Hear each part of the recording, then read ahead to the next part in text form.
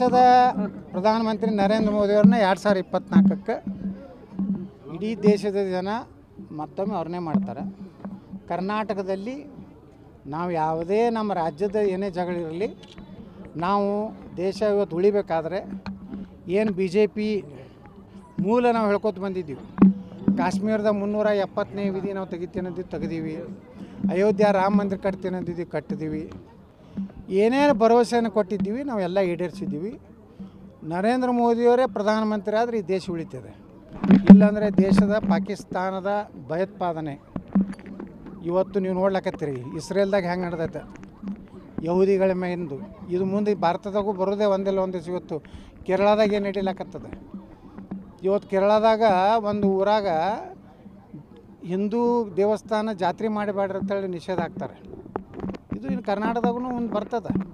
ಈಗ ಹಿಜಾಬ್ ಎಬ್ಸಾರಲ್ಲ ನಮ್ಮ ಮುಖ್ಯಮಂತ್ರಿಗಳು. ಹಿಜಾಬ್ ವಾಪಸ್ ತಗೋತೀನಿ ಅಂತ ಹೇಳಿ ಹಿಜಾಬ್ದು ವಾಪಸ್ ತಗೋತೀನಿ ತೊಗೊಂಡ್ರೆ ನಾವು ಕೇಸರಿ ಎಲ್ಲ ಈಗ ಹೆಂಗೆ ಹಾಕೊಂಡು ಹೇಳಕತ್ತೀನಲ್ಲ, ಎಲ್ಲ ಶಾಲಿ ಹುಡುಗರು ನಾವು ಹಿಂಗೆ ಹಾಕೊಂಡು ಹೋಗ್ತೀವಿ.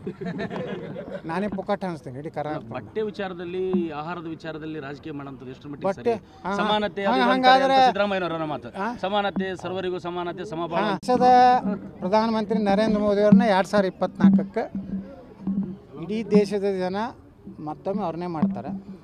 ಕರ್ನಾಟಕದಲ್ಲಿ ನಾವು ಯಾವುದೇ ನಮ್ಮ ರಾಜ್ಯದ ಏನೇ ಜಗಳಿರಲಿ, ನಾವು ದೇಶ ಇವತ್ತು ಉಳಿಬೇಕಾದ್ರೆ ಏನು BJP ಮೂಲ ನಾವು ಹೇಳ್ಕೊತ ಬಂದಿದ್ದೀವಿ. ಕಾಶ್ಮೀರದ 370ನೇ ವಿಧಿ ನಾವು ತೆಗಿತೀನಂದಿದ್ದು ತೆಗೆದೀವಿ. ಅಯೋಧ್ಯ ರಾಮ ಮಂದಿರ ಕಟ್ತೀನಂದಿದ್ದು ಕಟ್ಟಿದ್ದೀವಿ. ಏನೇನು ಭರವಸೆಯನ್ನು ಕೊಟ್ಟಿದ್ದೀವಿ ನಾವೆಲ್ಲ ಈಡೇರಿಸಿದ್ದೀವಿ. ನರೇಂದ್ರ ಮೋದಿಯವರೇ ಪ್ರಧಾನಮಂತ್ರಿ ಆದರೆ ಈ ದೇಶ ಉಳಿತದೆ. ಇಲ್ಲಾಂದರೆ ದೇಶದ ಪಾಕಿಸ್ತಾನದ ಭಯೋತ್ಪಾದನೆ ಇವತ್ತು ನೀವು ನೋಡ್ಲಕತ್ತೀರಿ. ಇಸ್ರೇಲ್ದಾಗ ಹೆಂಗೆ ನಡೆದೈತೆ ಯಹೂದಿಗಳ ಮೇಂದು.